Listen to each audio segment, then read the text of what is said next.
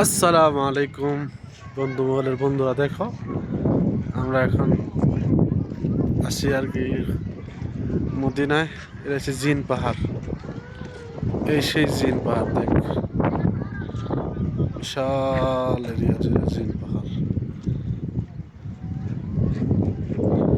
এই পাহাড়ের নাম জিন।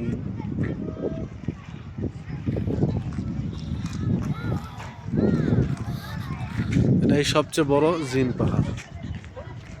এটাই সবচেয়ে বড়। এটা জিন পাহাড় আসছিম গেলে জিনে ধর বাবু।